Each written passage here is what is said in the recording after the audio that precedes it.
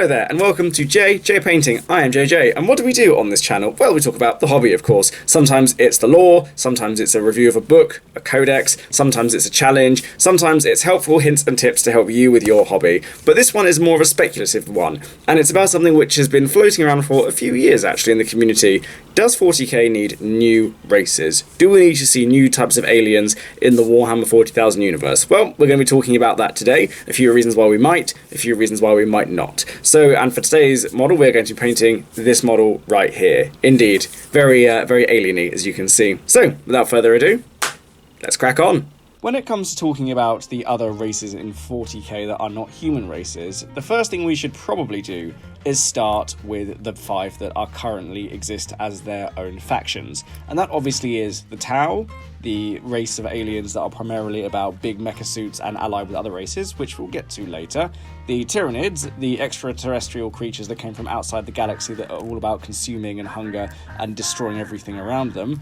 The Eldar, which is split off into several smaller factions, which are obviously the Drukhari, the Craftwells, and the Harlequins. The Necrons, which ultimately are still very much one and the same. They're about genocide as much as Tyranids, but they're about destroying rather than eating. And then obviously the Orcs, who are all about war, but in the last few years have been given some nuance to them, which a lot of other species haven't, interestingly enough. Now, when it comes to talking about these races, all of these races do in their own way have sub-factions as well as just being themselves in their main book.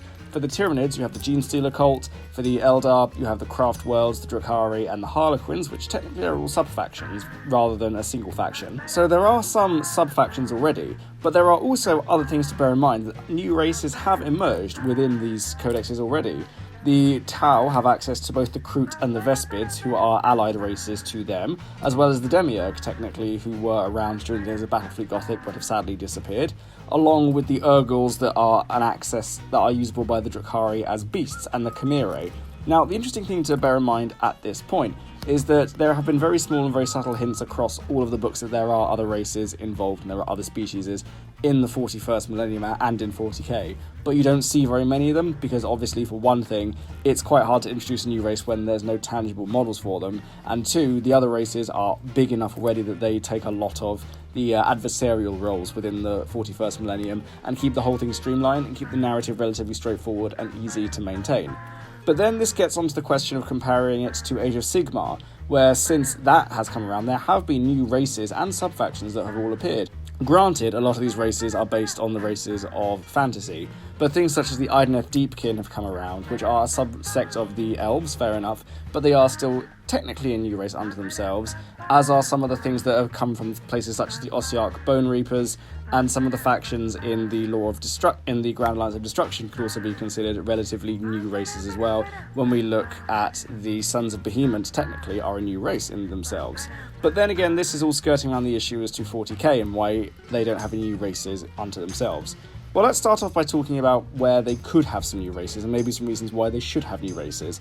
The first reason they should have a new race, or two, is it would give the 41st millennium a bit more depth in some respects. Now, obviously you could argue this from the number of races they already have does give the galaxy a fair bit of depth, but what I mean by this is, as we have seen sub-factions and sub-races that are subservient to the big 5 races that aren't humans, it could give a sense that the galaxy is actually dominated by several larger empires or several dominant species to which all the other species are a bit more subservient. If we look at the Tau, for example, the Kroot and the Vespids, whilst allies, are still definitely lower down in the hierarchy than the core Tau race that answers to the Ethereals.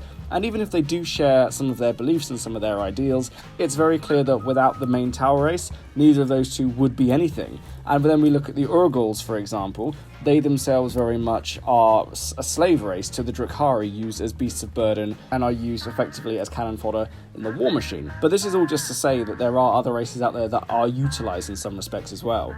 And this brings me on to my next point as well, is that by building up the other races that are subservient to the other bigger ones, that does give the sense, like I said, that there are empires out there rather than everything being disparate races aside from the Imperium.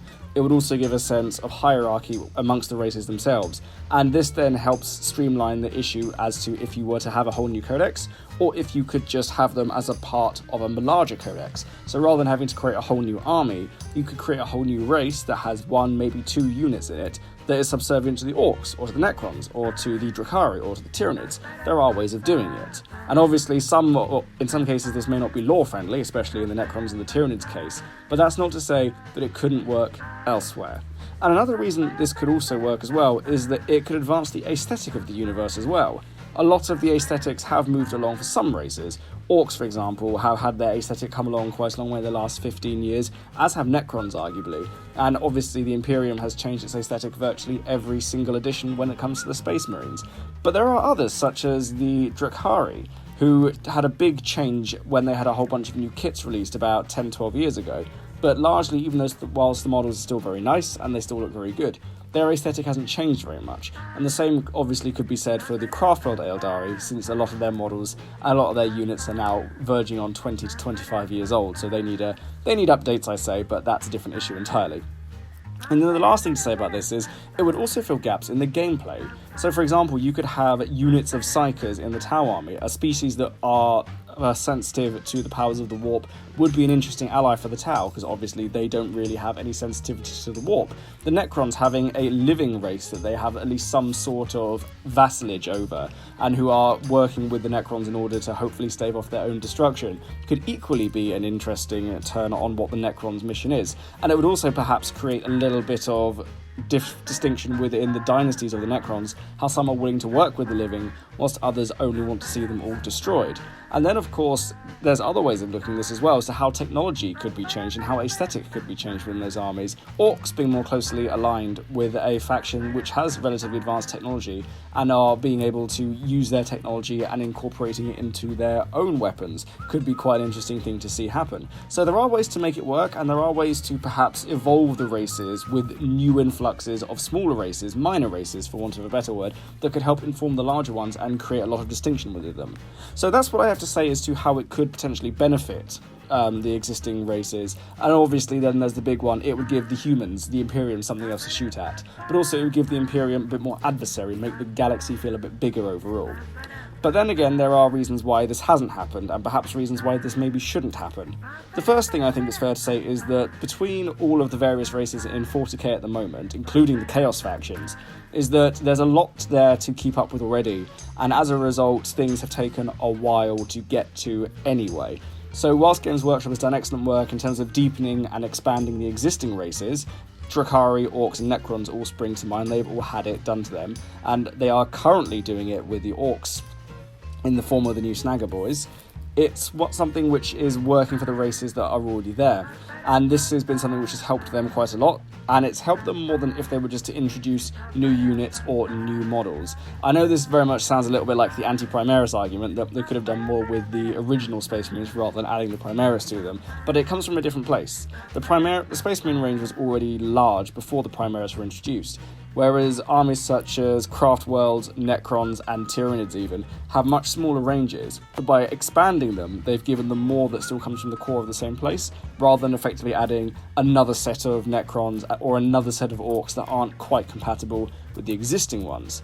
But then this brings me on to my next point as well, is that if we were to have a new race that was introduced to 40k, or a new couple of races, however they would be introduced, it would potentially just further the delays that have been very much the case and the way of life for a lot of players when it comes to talking about the existing races. Now, Craftworld players probably know what I mean by this better than most, since most of those units, like I said, are already many decades old, and they do need an update more urgently than most other things, and arguably they do need an update more urgently than any of the other races need allied races or minor races. And the other thing to say as well is that it would be a case of potentially blurring some of the aesthetics. At the moment in 40k, all of the races are very distinctive.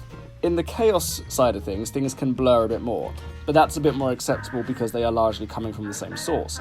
But with the Xenos races, they are all very different and are meant to be very different. Drukhari look very different from Orcs, Orcs look very different from Necrons, Necrons look very different from Tyranids, etc, etc. Even though there is a little bit of blurring when it comes to some of the sub-factions, such as Genestealers obviously cribbing a lot from the Imperium, and even Kroot arguably looking quite a bit like Orcs in some respects, the crossover isn't so blatant or so big that it actually causes a problem in terms of identifying the races, and it definitely doesn't start to have races that feel samey, far from it in fact. but if we started to introduce new races, that would be a risk. And I look again at Age of Sigmar when we look at the many sub-factions that are coming out within the Grand Orders, or the Grand Alliances, sorry, then there are risks of something similar to that happening. Obviously, with Cities of Sigmar, you have offshoots from all those races, where you have the Khadron Overlords and the Fyreslayers, who are both dwarves, but then there are also dwarves in the City of Sigmar. Then you have the many elven factions, which, whilst having a lot of aesthetic differences, still have enough that are similar that you could argue there is a bit of a blur there. And this is something which would obviously be a risk in the 41st millennium if we started bringing those across into it. And then, of course, there's the last one, which isn't a massive one, but it is still worth considering. How would it change the lore? Now, arguably, things like Kroot and Vespids, when they first arrived, didn't change the lore in any overtly significant way. They both appeared in a handful of the books the Black Library published over the years, but they've never had a moment where they've proven to be as significant as, say, for example, the Beast arises for the Imperium in the 32nd century, or the same way the Drukhari have been a significant threat to the Imperium, and formative even to some of the Primarchs in the Horus Heresy series. But a new race would definitely have to have a presence if it was to justify arriving on the scene, especially at this point. And then that would raise the question of, how would that change the lore? How would that change the story going forward? And what would that mean to players of the other Xenos races, knowing that there's a new race that was that significant that it came in and did make changes like that? So to summarise on why maybe no new races are necessary, when we think about how the current races have been evolving and expanding, albeit rather slowly over the years, it's been progress that I don't think anyone wants to see stop or slow down. Obviously, like I said, there are players for armies such as Orcs and Drukhari who've received massive boons in the last couple of years, and as have the Necrons. But there are still armies out there that are waiting for their turn, and this would only be slowed down by a new race potentially coming onto the scene. So, to conclude, new races could be a good idea for 40k. They could add a lot, and they could definitely shake up or deepen the galaxy at large. But obviously, if they were to arrive, that would have a knock-on effect on all the other races, and that's something which would have to be taken into consideration. It would obviously mean more models, it would mean more books, which would mean more delays for other races, and it would then, of course, raise the question, how long would they be supported for? A lot of the Kroot models and a lot of the Vespid models have only ever had one iteration of their boxes and haven't been updated for a very long time. And this is something to bear in mind. Sometimes kits come around and they are never updated again and they are just left there. So that would be the risk that they would run by introducing a new race. But as always, I want to know your thoughts. What do you guys think? Is there the possibility that we'll see some new races in 40k? Do we need new races, or should we just stick with the ones we've got and give them the same kind of love and depth that the Space Marines have, and maybe give them even a little bit more love, for old time's sake? Let me know your thoughts. I look forward to hearing from you. There we go, my thoughts on why we may or may not see some new aliens and a few reasons supporting both cases. But let me know what you think in the comments below, if we need new aliens or if we don't need any more new aliens. And whilst you're down there, like, subscribe, comment, all that good YouTube shilly stuff. I post my videos on Wednesdays and Fridays, and if you're down there as well whilst commenting and all that stuff, take a look at my website, see the services I provide, and look at my Patreon, or just some pictures of toy soldiers that I post on Instagram in case you're interested in seeing the rest of my work. But thank you all very much for watching anyway. Goodbye, and have a lovely day.